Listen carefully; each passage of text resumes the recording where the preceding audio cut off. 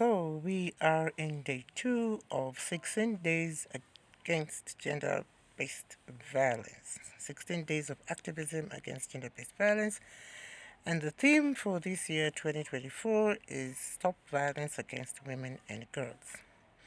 As we engage in the various forms of activities, it is necessary to note that not all forms of violence are gender-based.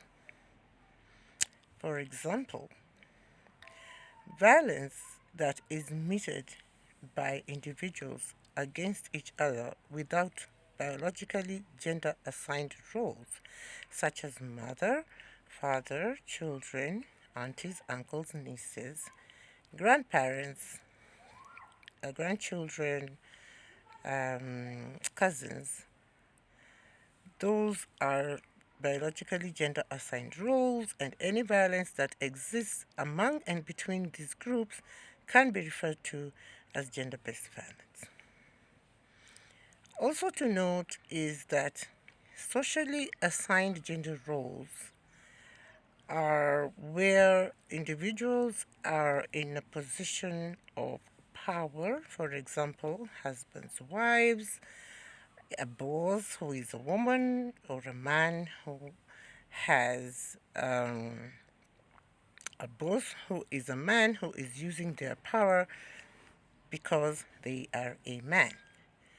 Now, any form of violence, whether physical or psychological, that is meted against a person by an individual who is in a position of power as a result of their socially assigned gender may be considered gender based violence. Lastly, any form of violence by an individual who harms another individual who they are not related with in any way. For example, when two women get into a cat fight on the street, or two men get into a fight but are not related in any way but cause harm to each other, this is considered violence, but not necessarily gender based violence. All forms of violence are not good because they take away the dignity of another human being and may cause lasting physical and psychological harm to victims.